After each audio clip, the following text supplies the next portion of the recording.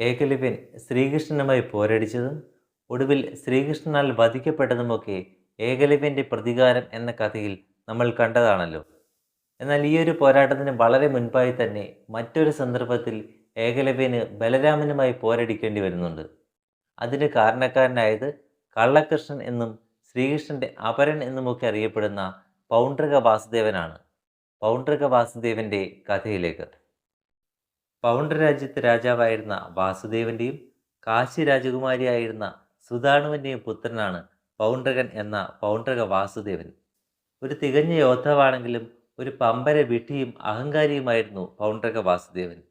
തന്നെ പുകഴ്ത്തി പറയുന്നവർക്ക് പാരിതോഷികങ്ങൾ നൽകുന്നതും തന്നെ എതിർക്കുന്നവരെ അതികഠിനമായി ശിക്ഷിക്കുന്നതും പൗണ്ഡ്രകന്റെ ശൈലിയായിരുന്നു.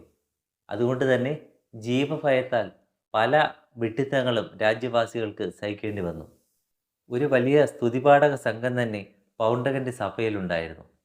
കൂടുതൽ പാരിതോഷികങ്ങൾ നേടിയെടുക്കാനുള്ള വ്യഗ്രതയിൽ പൗണ്ഡ്രകന്റെ സ്തുതിപാഠക സംഘം അതിരുവിടുകയും പതിയെ പൗണ്ഡ്രകനെ സാക്ഷാൽ മഹാവിഷ്ണുവിനോട് വരെ താരതമ്യപ്പെടുത്തുന്ന അവസ്ഥയിലെത്തുകയും ചെയ്തു.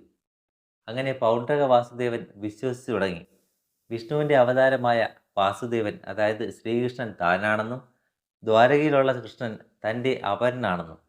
കഠിനമായ ശിക്ഷ ഭയന്ന് പൗണ്ഡ്രകന്റെ രാജ്യവാസികൾക്ക് പൗണ്ഡ്രകൻ പറയുന്ന വിഡ്ഢിത്തങ്ങളെ സമ്മതിച്ചു കൊടുക്കേണ്ടി വന്നു.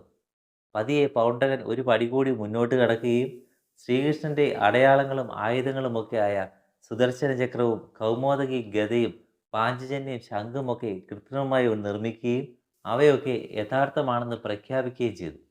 ഒരിക്കൽ തൻ്റെ രാജ്യത്തെത്തിയ നാരദ മഹർഷിയെ പൗണ്ഡ്രകൻ ആദരപൂർവ്വം സ്വീകരിച്ചിരുത്തി.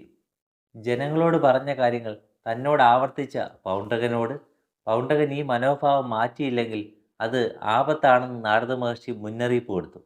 നാരദ മഹർഷിയുടെ വാക്കുകൾ ചെവിക്കൊള്ളാതെ പൗണ്ഡ്രക വാസുദേവൻ ഒരു ദൂതനെ ദ്വാരകയിലേക്ക് അയച്ചു. ശ്രീകൃഷ്ണൻ തൻ്റെ സകല സമ്പാദ്യങ്ങളും തൻ്റെ കാൽക്കൽ സമർപ്പിച്ച് രാജ്യം വിട്ടോടിയില്ലെങ്കിൽ താനും തൻ്റെ സൈന്യവും ദ്വാരക ആക്രമിച്ച് കീഴടക്കുകയും ശ്രീകൃഷ്ണനെ വധിക്കുകയും ചെയ്യുമെന്നായിരുന്നു ആ മുന്നറിയിപ്പ്. തൻ്റെ മുന്നറിയിപ്പിനെ ശ്രീകൃഷ്ണൻ പുച്ഛിച്ചു തള്ളിയെന്ന് മനസ്സിലാക്കിയ പൗണ്ഡ്രക വാസുദേവൻ ദ്വാരക ആക്രമിക്കാനുള്ള പദ്ധതിയിട്ടു. നമുക്കിനി ഏകലവ്യനിലേക്ക് വരാം.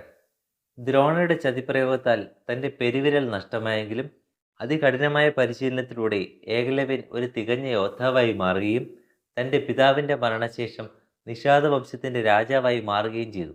ജരാസന്ധൻ്റെ മഗധ സാമ്രാജ്യത്തിൻ്റെ അധീനതയിലായിരുന്നു നിഷാദ വംശം.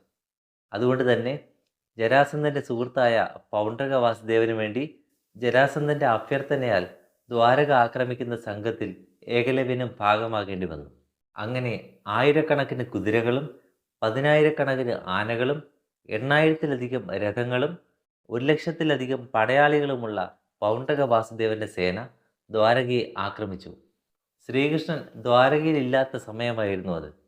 മുന്നറിയിപ്പില്ലാത്ത ആക്രമണമായിരുന്നെങ്കിലും ബലരാമന്റെയും സാത്വികയുടെ നേതൃത്വത്തിൽ യാദവസേന വളരെ പെട്ടെന്ന് തന്നെ യുദ്ധസജ്ജരായി. പൗണ്ഡ്രക വാസുദേവനെ എതിരിട്ടത് സാത്വികയായിരുന്നു. ഒരു തികഞ്ഞ വിഡ്ഢിയായിരുന്നെങ്കിലും ഒരു മികച്ച യോദ്ധാവായിരുന്നു പൗണ്ഡ്രക വാസുദേവൻ. അതുകൊണ്ട് തന്നെ തുല്യശക്തികളുടെ പോരാട്ടം നാഴികകളോളം നീണ്ടു. ആരും ജയിക്കാതെ യുദ്ധം തുടരുകയും ചെയ്തു.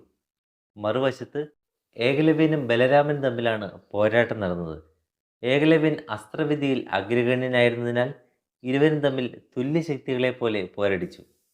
ഒടുവിൽ ഏകലവ്യൻ അയച്ച ഒരു വേൽ ബലരാമൻ പിടിച്ചെടുക്കുകയും തൻ്റെ ആയുധമായ കലപ്പ ഉപയോഗിച്ചുകൊണ്ട് ഏകലവ്യൻ്റെ രഥം തകർക്കുകയും ചെയ്തു.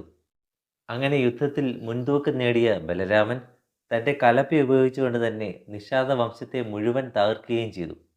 അങ്ങനെ ഏകലവ്യന് ഒടുവിൽ പിൻവാങ്ങേണ്ടി വന്നു. അതേസമയം ബദരി ആശ്രമത്തിലേക്ക് പോയിരുന്ന ശ്രീകൃഷ്ണൻ ദ്വാരകയിലേക്ക് തിരിച്ചെത്തുകയും തൻ്റെ പാഞ്ചജന്യം മുഴക്കുകയും ചെയ്തു. അങ്ങനെ സാത്വികയെ വിട്ട് ശ്രീകൃഷ്ണനെ എതിരിട്ട പൗണ്ഡ്രക വാസുദേവൻ നിരവധി അസ്ത്രങ്ങൾ ശ്രീകൃഷ്ണന് നേരെ തൊടുത്തു. പൗണ്ഡ്രക വാസുദേവൻ അയച്ച അസ്ത്രങ്ങളും ആയുധങ്ങളുമൊക്കെ ശ്രീകൃഷ്ണൻ അതിനിസ്സാരമായി നിഷ്പ്രഭമാക്കി കളഞ്ഞു. ശ്രീകൃഷ്ണന്റെ ശക്തി എന്താണെന്ന് പൗണ്ഡ്രകന് ബോധ്യപ്പെടുകയും ചെയ്തു. എന്നാൽ സമയം വൈകിപ്പോയിരുന്നു. ഇനിയും പോരാട്ടം തുടർന്നു കൊണ്ടുപോകുന്നതിൽ അർത്ഥമില്ലെന്ന് മനസ്സിലാക്കിയ ശ്രീകൃഷ്ണൻ തൻ്റെ സുദർശന ചക്രം എടുക്കുകയും പൗണ്ഡ്രകന്റെ തലയെടുക്കുകയും ചെയ്തു.